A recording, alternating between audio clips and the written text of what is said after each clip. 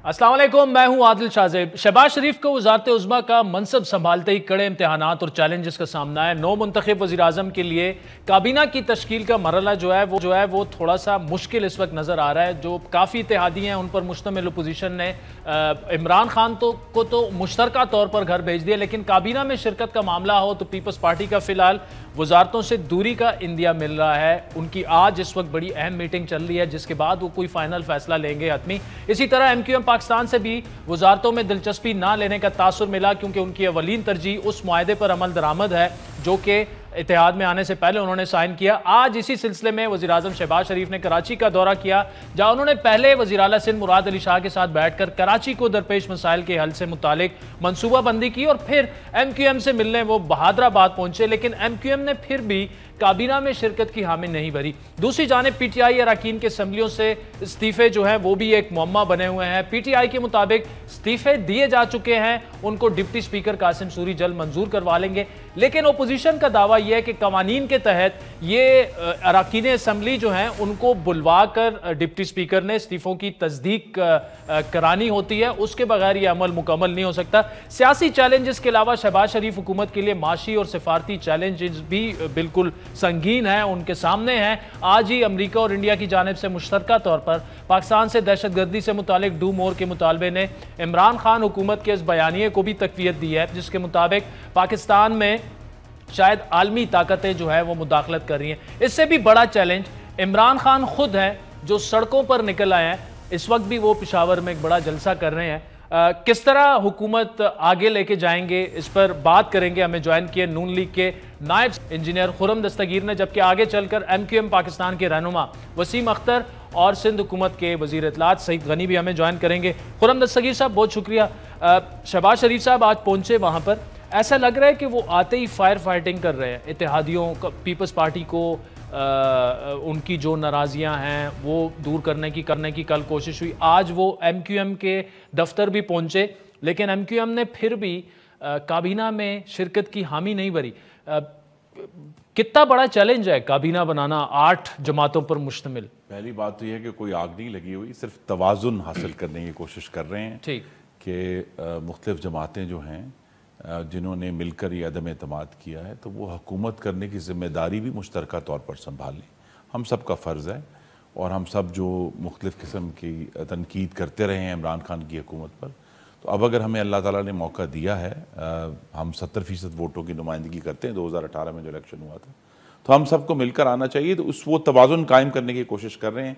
शहबाज शरीफ साहब अब 2 दफ़ा अपने तमाम जो हवारी हैं उन्होंने पहले शुक्रिया अदा किया आदम एतमाद के ऊपर, अब जब वज़ीर आज़म के वोट के ऊपर, तो वो पूरी कोशिश में है कि उनको साथ लेकर चला जाए, और साथ ही जो एक दूसरा तवाज़ुन कायम करना है कि जो अहम तरीन वजारतें हैं वहाँ ऐसे काबिल और मेहनती लोग लगाए जाएं जो ये मामलात संभालने के अहल हों, ताकि पाकिस्तान को आगे लेकर चलना है। मुईशत का बहुत ही गंभीर मामला हुआ है, खारजा पॉलिसी का उससे भी गंभीर हुआ है, मैं उस पर भी आऊंगा। तो ये दोनों इश्यूज जो है सॉल्व करने हैं। अभी एक कोशिश जारी है, इंशाल्लाह अगले 1 या 2 दिन में। मुझे ये बताएं खुर्रम दस्तगीर साहब, बिट बाय बिट चलते हैं। खारजा पॉलिसी की आपने बात की, आपने US और इंडिया की जो जॉइंट एक स्टेटमेंट आई है उनकी एक मीटिंग के बाद वो देख ली होगी, डू मोर।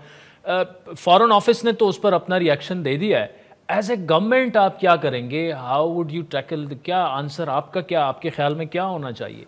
जी देखिए, हमें संजीदगी से एक संजीदा लेकिन खामोश डिप्लोमेसी। इमरान खान साहब का तरीक़ाकार ये था कि वो मेगाफोन लेके सफारतकारी करते थे, ऐलान कर रहे हैं इसने ये कर दिया, उसने वो कर दिया।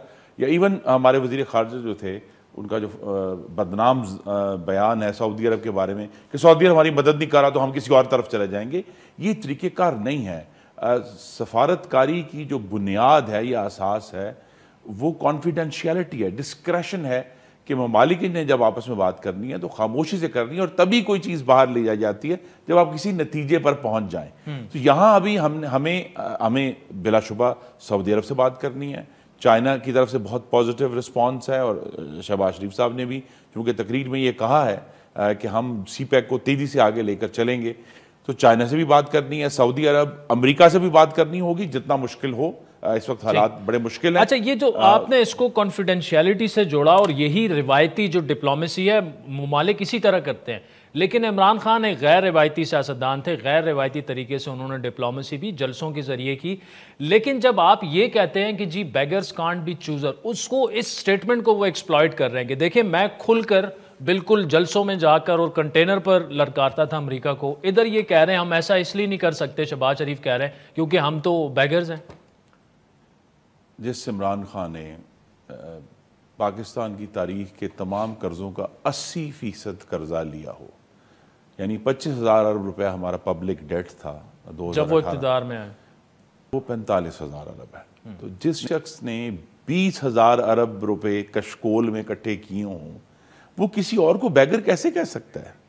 ये बड़ी अजीब, उन्होंने एक नई कहानी डाल दी है अपने प्रोपेगेंडा के जरिए। जिस तरह वो तमाम, जो मैंने कॉन्फिडेंशियली का इसलिए जिक्र किया कि इमरान खान साहब ने हकीकतन अपने हलफ से भी रूगर्दानी की है और ऑफिशियल सीक्रेट्स एक्ट को भी वायलेट किया है। कोई भी मरासला सियासी जलसे का ईंधन नहीं बन सकता, आप उसको इस्तेमाल नहीं कर सकते। आपके अगर इस तरह के इश्यूज हैं, आप उनको कमरों में बैठकर हल करते हैं। अगर आपका इत्तेफाक होता है, पैलामियां जारी करते हैं, नहीं होता तो आप खामोश रहते हैं। क्योंकि अभी तक इमरान खान साहब की जितनी भी डिप्लोमेसी थी, उसका पाकिस्तान को नुकसान हुआ है। आपने सऊदी अरब को नाराज किया, आपने बैक वक्त अमेरिका को भी नाराज किया और चीन को भी नाराज किया। और अगर वो लोग, इमरान खान साहब ने हमारे ऊपर हर किस्म के इल्जाम लगा रहे हैं, सीपैक तो उन्होंने बंद किया था, हमने बंद किया था, उन्होंने बंद किया था।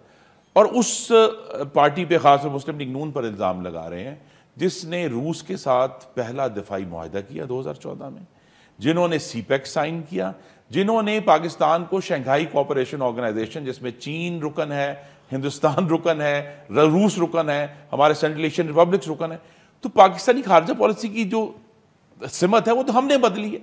यहां इन्होंने सिर्फ एक दौरा जो रूस का था उसकी बुनियाद पर कहा कि मैं तो बहुत आज़ाद खारजा पॉलिसी करूंगा, और कल जो है वो अमारत भी धड़म से नीचे आ गिरी है जब व्लादिमीर पुतिन ने शहबाज शरीफ साहब को बड़ी वाज़ेह मुबारकबाद दी है, एजेंडा भी सेट किया है कि जी हम बाहमी ताउन पर काम करेंगे, अफगानिस्तान पर काम करेंगे, दहशतगर्दी के खिलाफ काम करेंगे।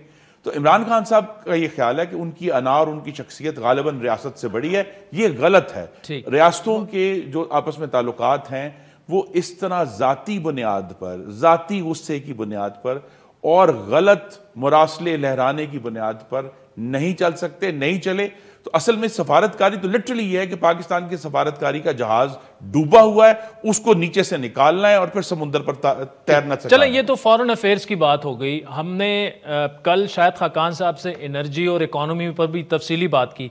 लेट्स अज्यूम, ये मान के चलते हैं कि आप लोग मामलात संभाल लेंगे क्योंकि आपके पास टीम अच्छी है, लेकिन दो ऐसी चीज़ें हैं जिनको इमरान खान साहब एक्सप्लॉइट करेंगे। एक तो जो वो इंटरनेशनल कॉन्स्पिरेसी का कह रहे हैं, फिर मरासले वाला जो मामला है, शहबाज शरीफ साहब ने ऐलान किया है कि वो पार्लिमान की जो कमेटी है उसमें हम लेके आएंगे।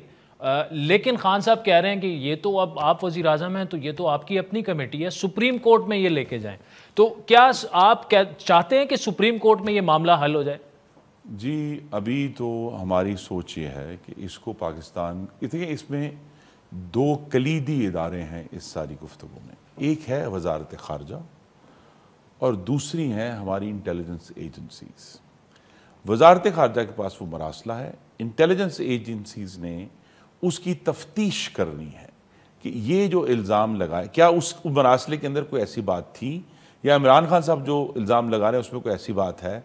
अभी तक देखें, जो आखिरी मीटिंग हुई काबीना की नेशनल सिक्योरिटी, जिसमें तमाम चीफ्स बैठते हैं, उनके इसके एलामिया में क्या लिखा हुआ? उसने कहा है कि अच्छा जी, उनके जो अल्फाज थे बैरूनी सफारतकार के, वो ब्लेटेंट इंटरवेंशन का लफ्ज़ इस्तेमाल हुआ। लेकिन आप गौर कीजिए, कैबिनेट कमेटी ने मुल्क का नाम लिखना तक गवारा नहीं किया कि ये कौन सा मुल्क था। वो भी नहीं था। दूसरा, रजीम चेंज की भी बात नहीं हुई, कोई रजीम चेंज की बात नहीं हुई, कॉन्फिडेंस के पीछे भी की बात नहीं हुई, किसी फंडिंग की बात नहीं हुई। और वाहिद ये कहा गया कि जो सफारतकारी का दाल दलिया है कि डिमार्श कर दें, खाते। लेकिन खुर्रम साहब, ये तो हम लॉजिकल बात कर रहे हैं ना, जो आपको समझ आ रही है, मुझे समझ आ रही है। जो इमरान खान का वोटर है वो इसको बाय नहीं कर रहा। इस लॉजिकल जो भी जो हमें बताया गया है इंटेलिजेंस सोर्सेज से, या उन्होंने रॉयटर्स को जो बताया कि जी इसमें ऐसा कुछ नहीं है। वो ये कह रहे हैं कि जी इमरान खान को निकाला गया, और देखें 3 दिन पहले संडे को जो क्राउड निकला वो वाकई उन्होंने बड़ा क्राउड निकाला, आज वो पेशावर में सड़कों पर निकल आए हैं। तो ये बहुत बड़ा चैलेंज होगा आपके लिए। गवर्नमेंट तो आप संभाल लेंगे, लेकिन उनको कैसे? अनारकी है, देखिए कल जो मैरियट में हुआ, देखिए ये वाकयात, इसमें इजाफा हो रहा है, इसको कैसे काउंटर करें? और ऑफ कोर्स जो कल फॉर्मेशन कमांडर्स कॉन्फ्रेंस ने जिसके ऊपर तशवीश का इजहार किया कि अफवाज पाकिस्तान के खिलाफ हर किस्म की जी जो सोशल मीडिया पर गुफ्तगू हो रही है, नहीं सोशल मीडिया पर नहीं हो रही ना, आप ये गौर करें कि ये सब लोग सिर्फ तहरीक इंसाफ के मुजाहरों में देखे जा रहे हैं। अगर ये भी कोई साजिश होती तो ये कोई अलहदा आके डी चौक पे 5 बंदे आके प्ले कार्ड उठा लेते, नहीं। कोई पूरे मुल्क में कहीं कोई अलहदा एहतजाज नहीं हुआ फौज के खिलाफ, सिर्फ तहरीक इंसाफ के मुजाहरों के अंदर उन्हें ये इजाज़त मिली है कि वो ये काम कर सकें। तो इस बात पे इमरान खान साहब से मुझे ये उम्मीद है, वैसे कभी तक उन्होंने तवक्को पूरी नहीं की, कि वो अपने जो उनके पैरोकार हैं उनको ये समझाएंगे कि ये मामला बंद करें। देखिए फ़ौज पे तनकीद हमने भी की है, फ़ौज के गैर आइनी किरदार पर की है। हमारे ख्याल में आइन पर अमल दरामद होना चाहिए, जिसके लिए हमने अदम एतमाद भी फाइल किया, लेकिन जिस किस्म की तनकीद से ज्यादा गाली गलोच हो रही है, गलाजत फेंकी जा रही है, जो कभी मुस्लिम लीग नून ने यह काम नहीं किया, और तहरीक इंसाफ के मुजाहरों में हो रही है। तो लिहाजा इमरान खान साहब पे भी फर्ज है, ये जो मैंने आपको एक इंस्टीट्यूशनल प्रोसेस बताया वजारत खारजा का, इंटेलिजेंस एजेंसीज का, उसके बाद ये प्रोसेस होगा तो फिर हम तीसरे स्टेज पर पार्लियामान में आएंगे और जितनी बात बताई जा सकती है वो अवाम के सामने रखेंगे और ये बात वाजे करेंगे कि कोई साजिश, कोई पैसा, कोई रेजीम चेंज नहीं हुआ। इमरान खान के खिलाफ कोई बैरूनी हाथ नहीं था, पाकिस्तान के गरीबों के बद्दुआ के हाथ थे जो महंगाई के हाथों कत्ल हो। ठीक, चलें खुर्रम दस्तगीर साहब, thank you so much for joining us. नाज़रीन, वक्त तो चाहता है इसके बाद सिंध के वज़ीर इत्तलात सईद गनी साहब और MQM के सीनियर रहनुमा डिप्टी कन्वीनर हैं उनके वसीम अख्तर साहब हमें ज्वाइन करेंगे हमारे साथ। रही वेलकम बैक नाज़रीन। वज़ीर-ए-आज़म शहबाज शरीफ आज कराची पहुंचे। पहले उन्होंने वज़ीर आला सिंध से तफसीली मुलाकात की, कैबिनेट मेंबरान से मिले, और उसके बाद वो बहादराबाद पहुंचे MQM पाकिस्तान से मिलने। इस पर हम तफसीली गुफ्तगू वसीम अख्तर साहब जो कि डिप्टी मेयर हैं MQM के, उनसे भी करेंगे। इस वक्त वज़ीर इत्तलात सिंध सईद गनी साहब हमारे साथ मौजूद है। सईद गनी साहब, बहुत शुक्रिया। पहले तो ये बताइएगा कि ये MQM क्या वजह है कि काबीना में शामिल होने से भी कतरा रही है, और ऐसा लग रहा है कि उनके अभी भी कुछ तहफ़्फ़ुज़ात हैं उस मुआहदे को लेकर जो आपके साथ साइन हुआ, शहबाज शरीफ उसमें गारंटर थे। वजह क्या है कि अभी वो ये कह रहे हैं कि जी, हालांकि शहबाज शरीफ साहब उनके पास जाके मिले, वो कह रहे हैं कि नहीं, अगले 2 मरहले अब इस्लामाबाद में तय पाएंगे और फिर हम देखेंगे कि क्या बनता है। आदिल, मुझे नहीं पता ये तासुर आपने कहाँ से ले लिया कि कोई शायद मसाइल हैं। आज भी जब मुलाकात हुई है तो उसमें भी कोई ऐसी बात नहीं थी, और मैंने ये बात बार बार कही है। आज प्राइम मिनिस्टर साहब की मौजूदगी में भी ये बात हुई कि जो मुआहिदा पाकिस्तान पीपल्स पार्टी ने किया या जो वादे किए हैं, हम उन वादों को पूरा करेंगे।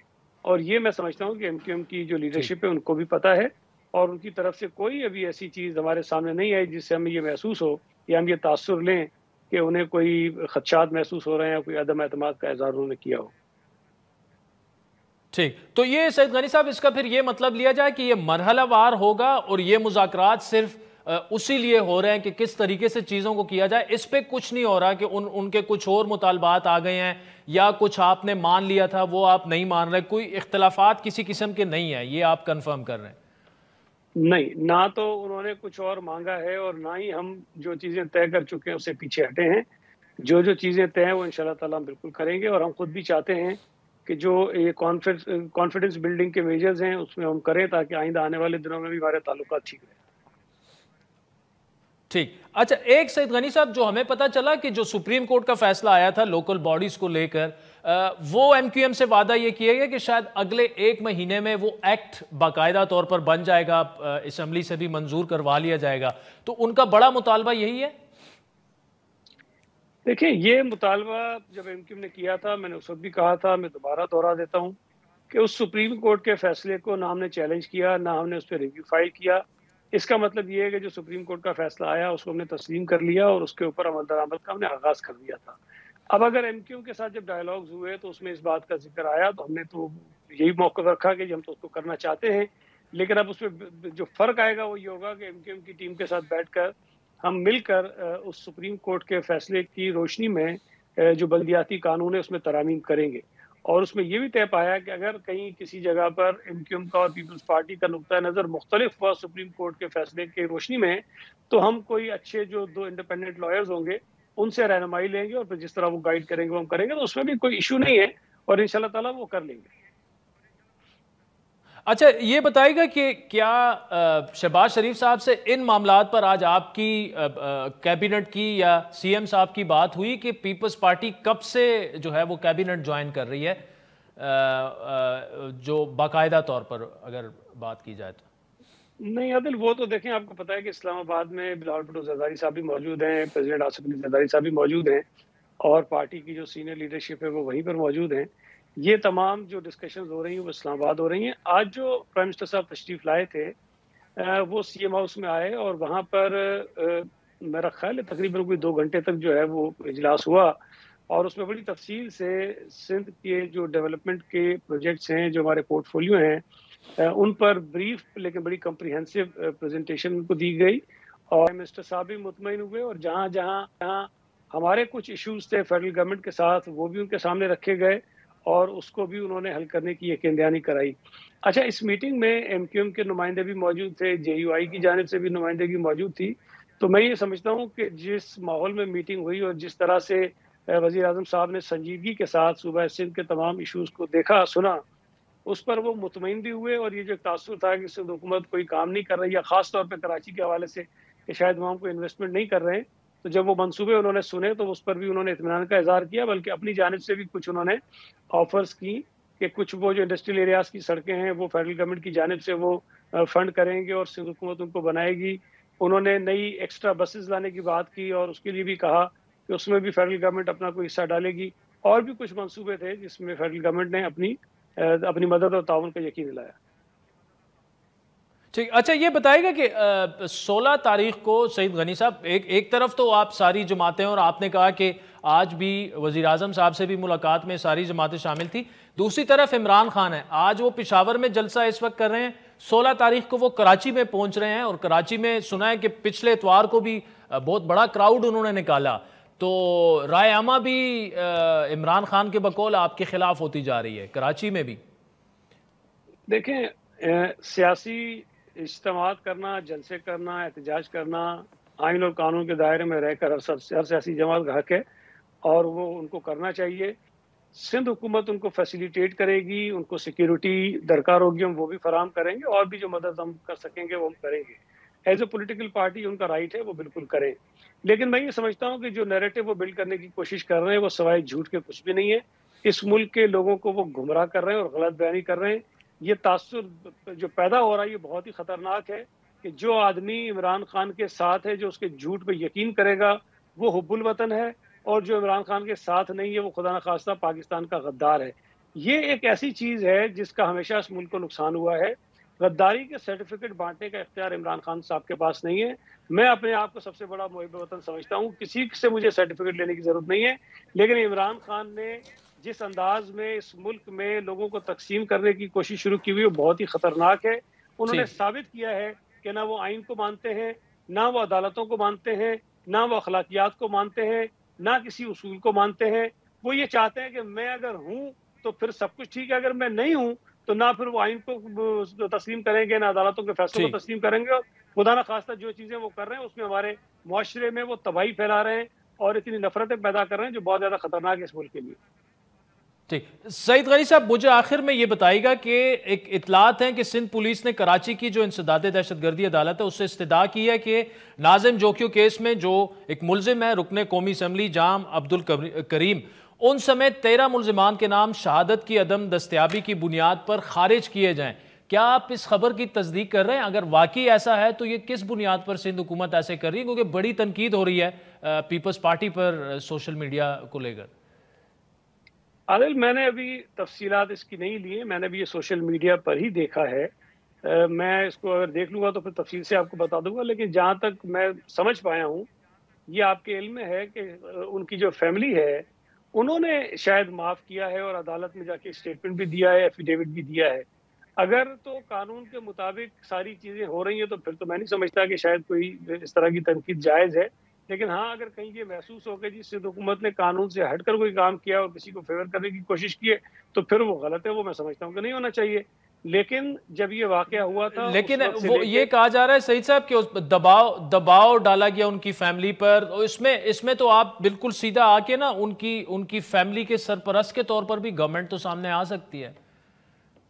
मैं भी आपको यही बता रहा था कि जब ये वाकया हुआ था, मुझ समेत हमारी कैबिनेट के कई मेंबर्स जो थे, चीफ मिनिस्टर साहब खुद भी वहाँ गए और हम मुस्तकिल उनकी फैमिली से राब्ते में भी रहे। और मैं आपको अभी भी कह रहा हूँ कि वो कोई एक दफा भी ये नहीं कह सकेंगे कि हमारी जानिब से, पीपल्स पार्टी की जानिब से, सिंध हुकूमत की जानिब से कभी किसी किस्म का कोई दबाव उन पे डाला गया हो कि जी आप उनको माफ कर दीजिए या केस से अपने आप को पीछे हटा लीजिए। लेकिन अगर इस किस्म के वाकयात नहीं होते हैं तो जाहिर है जिनके ऊपर इल्जाम होता है वो भी कोशिश करते हैं कि किसी तरह मसला हल हो जाए। उन्होंने कोई कोशिश की हो तो उसकी तफसीलात का मुझे इल्म नहीं है, लेकिन हुकूमत की जानिब से, पीपल्स पार्टी की जानिब से उस फैमिली के ऊपर किसी किस्म का कोई दबाव नहीं था। उन्होंने जिस तरह की इन्वेस्टिगेशन चाहिए, जिन लोगों को इन्वेस्टिगेशन ऑफिसर लगाने का काम हमने किया, जिस तरह की एफआईआर वो कटवाना चाहते थे वो हमने करवाई, और हर तरह से हमने वो किया जो कानून के मुताबिक हुकूमत को करना चाहिए। ठीक, चलें सईद गनी साहब, थैंक यू। सोने का साजीन वक्त चाहता है एक ब्रेक का, जिसके बाद एमक्यूएम के डिप्टी कन्वीनर वसीम अख्तर साहब हमें ज्वाइन करेंगे हमारे साथ।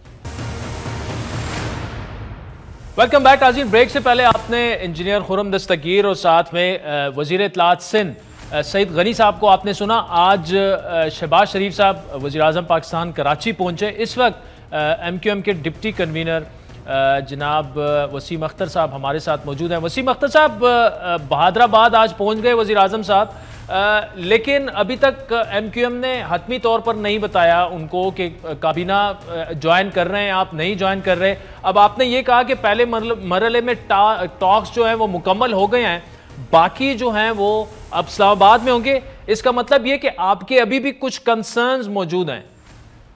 मैं इसको इस तरह लेता हूं कि कंसर्न ज़रा थोड़ा सा वैसा लफ्ज़ हो जाता है जिस हवाले से हमारी मीटिंग्स चली हैं शुरू से, और फिर हमने अपोजिशन ज्वाइन की।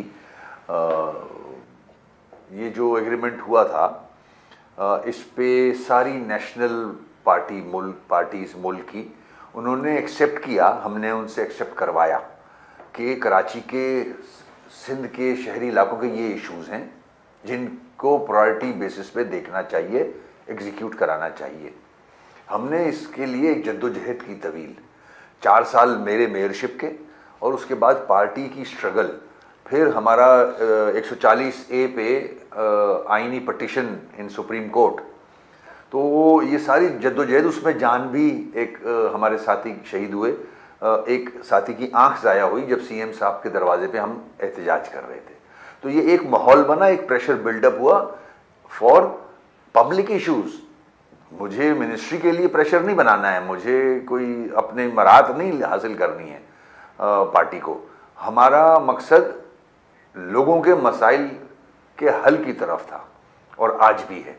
आज भी जब बहादराबाद आए पीएम साहब, तो हमने अपने मसाइल ही रखे कि जो एग्रीमेंट्स हुए हैं फेडरल लेवल पे और सूबे के लेवल पे, उसको इम्प्लीमेंट कराएं for people of Karachi and Sindh. जी अख्तर साहब, इशू कहां पर फिर आ रहा है? जब मुआहदा हो गया था इत्तेहाद में आने से पहले ही सब कुछ मान लिया गया, शहबाज साहब गारंटर बन गए, फिर समझ में बात नहीं आ रही कि कहां पर, क्या आपको फौरी अमल किसी चीज पर करवाना चाहते हैं, या जो आपसे वादे किए गए थे वो आपको पूरे होते नजर नहीं आ रहे? देखें, इसमें इश्यूज में कुछ चीज़ें हैं शॉर्ट टर्म की, कुछ लॉन्ग टर्म की। हम समझते हैं इस बात को। कुछ किसी में आइन में अमेंडमेंट्स की भी ज़रूरत है, तो उसमें ज़ाहिर एक टाइम लगेगा। वो आइन में अमेंडमेंट उस वक्त हो सकती है जब आप 23 के इलेक्शन के बाद इस काबिल हो कि अगर 2/3 मेजॉरिटी है तो आप उसको अमेंड करके आइन का हिस्सा बना सकते हो, आइन की प्रोटेक्शन दे सकते हो। कुछ शॉर्ट टर्म के हैं, कुछ उसी वक्त हो सकते हैं। लाइक सिंध गवर्नमेंट के पास पावर्स हैं, असेंबली के अंदर भी नंबर्स हैं कि वो कुछ चीज़ें जो कि लाइक अपना जो सुप्रीम कोर्ट है, सुप्रीम कोर्ट के जो ऑर्डर्स हैं उसको इम्प्लीमेंट कर सकते हैं। एक्ट की शक्ल में जी। तो हमने वो ही सामने रखे हैं कि जो चीज़ें हो सकती हैं वो अभी कर लें और जो चीज़ें बाद में हो सकती हैं वो बाद में कर लेंगे। ये सामने हमने रखा है, चाहे वो पीएम साहब हों, चाहे वो मौलाना साहब हों, चाहे वो आसिफ जरदारी साहब। लेकिन मुख्तार साहब देखिए 10-12 अदवार हुए, उसके बाद आप राजी हुए, इत्तेहाद में शामिल होने का ऐलान हुआ, क्या अभी भी मसले हैं? अगर कोई मसले नहीं है तो फिर काबीना में आप क्यों नहीं शामिल हो रहे? क्या आप मुतमईन हैं या आप मुतमईन नहीं है? मैं ये जानना चाहता हूं। नहीं, ऐसी बात नहीं। देखें, अगर आप कहते हो कि मेरा पार्टी का कैबिनेट में शामिल होना हमारी सेटिस्फेक्शन होगी, नहीं, ऐसा नहीं है। मेरी सेटिस्फेक्शन होगी जब जो एग्रीमेंट्स हुए हैं वो उस पर अमल हो जाए, वो मेरी सेटिस्फेक्शन है। मुझे अभी कोई खुदा ना खास्ता बेइतबारी नहीं है, क्योंकि सारे नेशनल लीडर्स ने अवाम के सामने, पूरे पाकिस्तान की अवाम के सामने बात की है कि हम मानते हैं इन इशूज़ को। ये कराची के लोगों का, हैदराबाद के लोगों का, मीरपुर खास, सक्खर, नवाबशाह के लोगों का हक है, तो ये उनको मिलना चाहिए। इतनी एक्सेप्टेंस हमारे लिए काफ़ी है। अब हम कोशिश कर रहे हैं। अच्छा, जो अगले अदवार इस्लामाबाद में होने हैं उसमें एग्जीक्यूशन की बात होगी, और जो कुछ शहबाज साहब आज कह गए हैं, आप मुतमईन हैं उससे? बिल्कुल मुतमईन है, बिल्कुल। शहबाज साहब से बिल्कुल मुतमईन है। हम जो हमारे पीपल्स पार्टी के दोस्त हैं उनसे भी मुतमईन है, मगर कुछ प्रोसीजर्स रहते हैं। 1 महीने का टाइम है जो कि सुप्रीम कोर्ट के ऑर्डर्स को एक्ट की शक्ल में लेके आना असेंबली के थ्रू, तो उस पर काम हो रहा है। इंशाल्लाह मुझे पूरी उम्मीद है विद इन 1 मंथ वो उसको एक्ट की शक्ल में आ जाएगा, सिंध असेंबली से पास होकर। चले, अगर ये एक्ट की शक्ल में यासीन साहब, और उसके बाद क्या एमक्यूएम ये फैसला कर लेगी कि काबीना में शामिल होना है या नहीं, या आप ये फैसला कर चुके हैं कि आपने काबीना में बिल्कुल शामिल नहीं होना, हुकूमत को सपोर्ट करना है, लेकिन बाहर रहकर सिर्फ अपने मुआहदे पर अमल करवाना है आपने?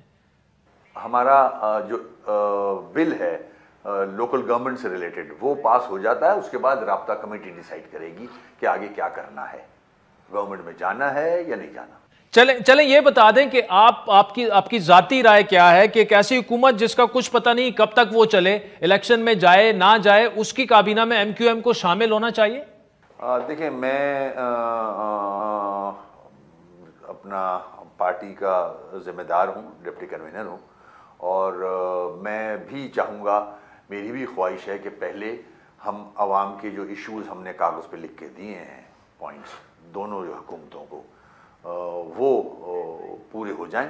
उसके बाद फिर देखेंगे कि हुकूमत में जाएं या ना जाएं। चलिए, अच्छा ये बताइएगा, शहबाज शरीफ साहब से तो आपने कहा मुतमईन है, लेकिन इस सारी सूरत हाल में असल जो स्टेक होल्डर है कराची में, सिंध में, वो पीपल्स पार्टी है। मेन किरदार जो है वो उनका होगा। अगर आपको हुकूक मिलने हैं तो वो उन्हीं से मिलने हैं। क्या आप समझते हैं कि पीपल्स पार्टी डिलीवर कर देगी आपको? सारे जो इश्यूज़ हैं ज़्यादातर वो सूबे से ही पर्टेन करते हैं, क्योंकि 18वीं अमेंडमेंट के बाद सूबे के पास सारे पावर्स हैं।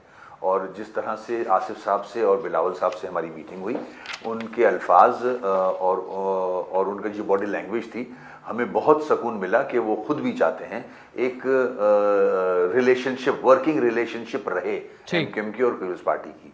अगर ये इसी तरह इन लेटर इन स्पिरिट हो जाए तो मैं समझता हूँ सिंध भी तरक्की करेगा और मुल्क भी तरक्की करेगा। ठीक, चले Wasim, thank you so much for joining us. नाज़रीन, वक्त चाहते हैं एक ब्रेक का, जिसके बाद आपको पंजाब लिए चलेंगे।